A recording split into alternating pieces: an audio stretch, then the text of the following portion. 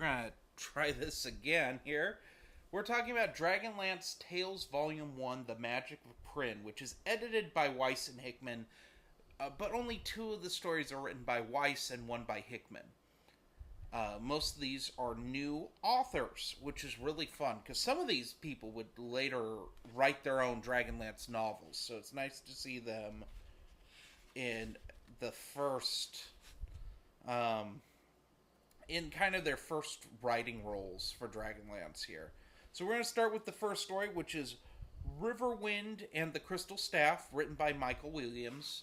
This is a poem about how Riverwind went on his quest to find the Crystal Staff to win the approval of Goldmoon's father. It's brief, but it's decent. I don't like a lot of these epic poems Dragonlance does. Some of them are like Into the Heart of the Story from Dragons of Winter's Night is one of the most ghastly things I've read in a Dragonlance book. I hate that thing. I hate that thing so much. But this one's not bad. I give it a solid 3 out of 5. Next, The Blood Sea Monster by Barbara and Scott Siegel.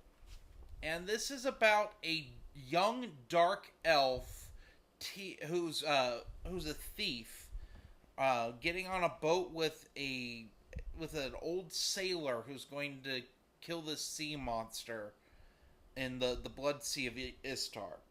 It is told from the dark elf's perspective, and this is the weakest story of all these.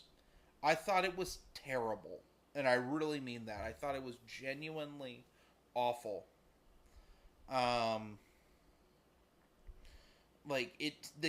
The elf is really annoying. The plot twist is you could see a mile away. This is not good. This is a 2 out of 5. Not worth your time to check out.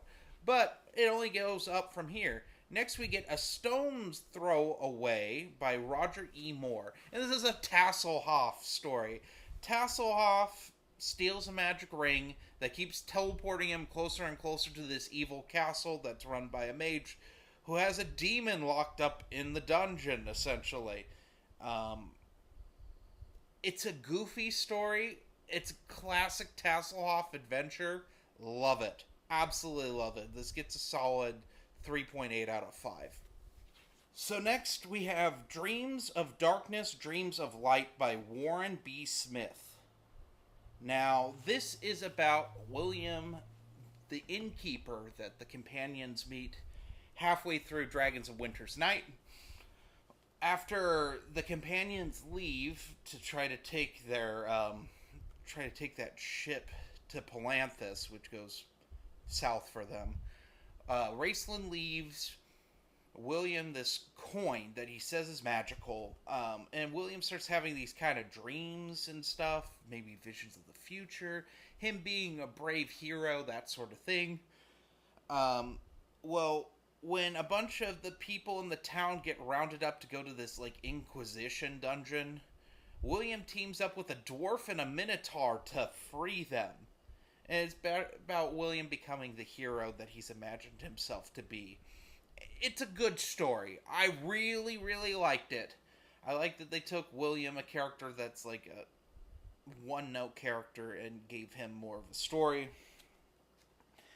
And he gets to fight the Draconians that treat him poorly.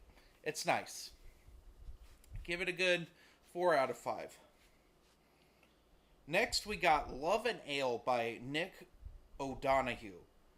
And this is a Otak and Tika story. So this is back when Tika was still a teenager, and Otak realizing that Tika's growing up, and he doesn't know what to do about that.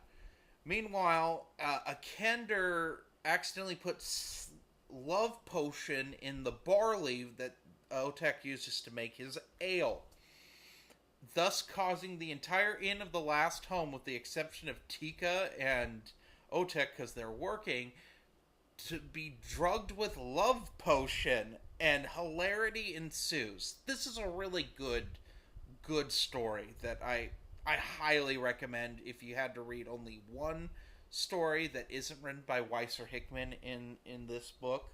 read this one. This one's hilarious. It's worth your time to check out. I give it a good 4.5 out of 5. Next, we have Wayward Children by Richard A. Knack.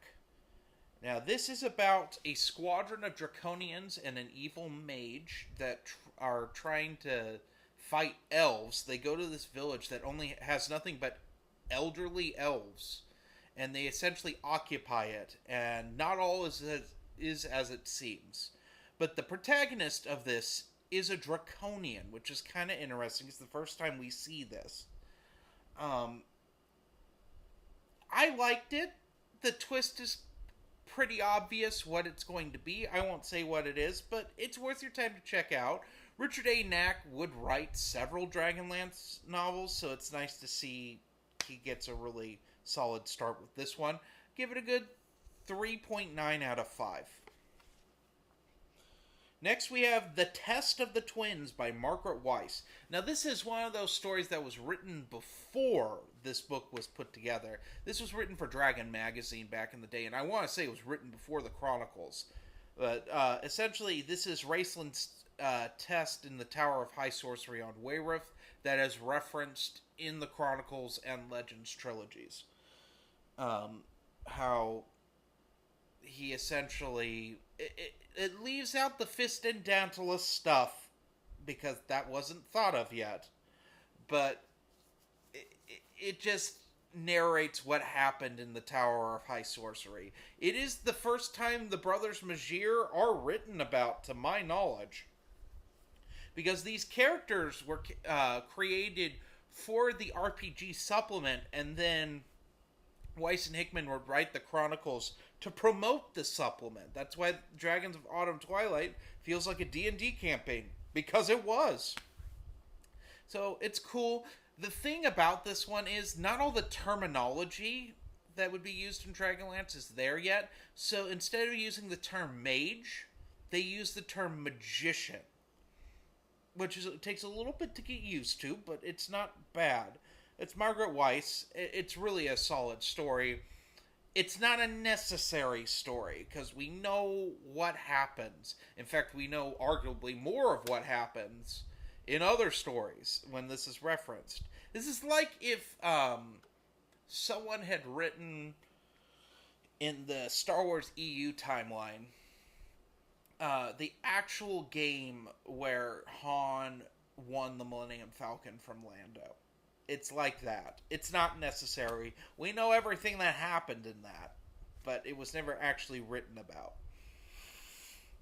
Until we get to the Solo, a Star Wars story, and then it's kind of blech. Anyway, this is a fine story. It's a 4 out of 5. It's worth your time to check out. Next, we have Harvests by Nancy Viren Berberick, which is about, it's a Tanis Flint story from before I think they meet any of the other companions. I will put this like around the time of that first meeting of the Sextet book, where it's just Tanis and Flint adventuring together. They're traveling through these woods, and they stumble across this girl whose friend and brother are both kidnapped by an evil mage, and that's using ghosts, like spirits, to kidnap people. And so Tanis and Flint go to rescue these two guys. That's really it. It's a solid story. There is a twist to it, which I could kind of tell what was going to be happening. It's fine. Tanis and Flint feel like the characters we know from the Chronicles. It's worth your time to check out. Solid 4 out of 5 as well. And then we got Finding the Faith by Mary Kirchhoff, which essentially deals with the Icewall Castle stuff that happens in the middle of Dragons of Winter's Night. About halfway through the book, we have a time skip.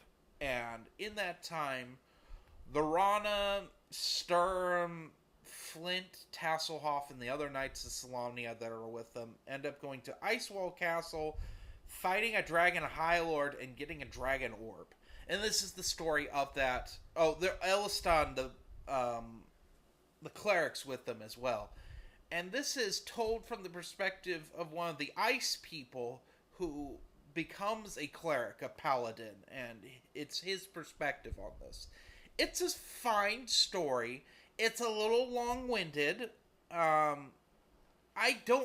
get frustrated with this story because this should have been in Dragons of Winter's Night, and it's skipped. And because Weiss and Hickman skip over things in that book, and it's annoying. It would have been nice to see them fight a Dragon High Lord. I'm glad that someone got to write this and early on, because I bet you a lot of people were like feeling like I feel about it and not liking that. Now, Dragons of High Lord Skies exists, and I think that may contradict this story. But that was written much later. That was written in like 2000s. So this is the original story, and it's a solid campfire story. I give it a good 3.8 out of 5. Last one is The Legacy, and this is by Margaret Weiss and Tracy Hickman, and this is about Caramon's son, Palin, who is training to be a mage, and essentially Caramon and his sons are all summoned to the Tower of High Sorcery because they believe that Raceland could come back because of this, like, the placement of the moons are all full at the same time. So they think he can come back. And so Palin essentially is the only one that can stop Raceland, and that's really this story. It's a long one. I argue it's not even a short story. It's a full-blown novella at the end of this book. And this would later be collected in Dragonlance The Second Generation. This is a second-generation story. Caramon's... this has been 25 years. At least 25 years since the events of the Test of the Twins novel. And, like, the whole Legends trilogy. So, Caramon's an older man now. And he has a big distrust of magic since what happened. And he doesn't like that Palin wants to...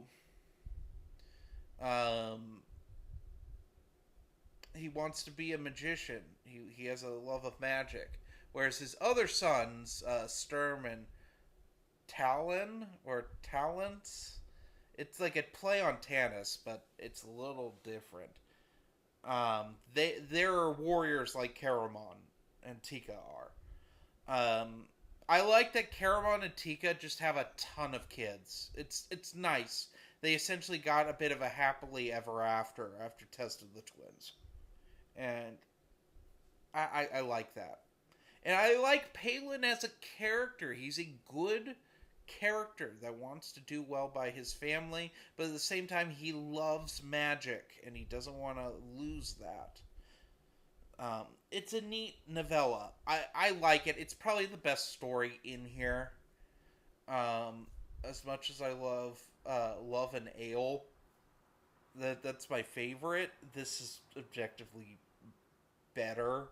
It's just a little long for this, and it feels kind of out of place. But it felt like Weiss and Hickman had a little bit more they wanted to say about the whole Raceland thing, and they didn't have enough for a novel, so this story comes out of it. It's worth your time to check out. I give it a good 4.5 out of 5. And as for this book as a whole, this is a fun read. It's a fun classic D&D set of short stories. I only disliked one story in this. It's one of the better short story collections I've read and reviewed for the channel. It's worth your time to check out. I give it a solid 4.5 out of 5. Go check this out. If they've been reprinted once. They're currently out of print, but you can find these on the used market fairly cheap. So, anyway, have a nice day.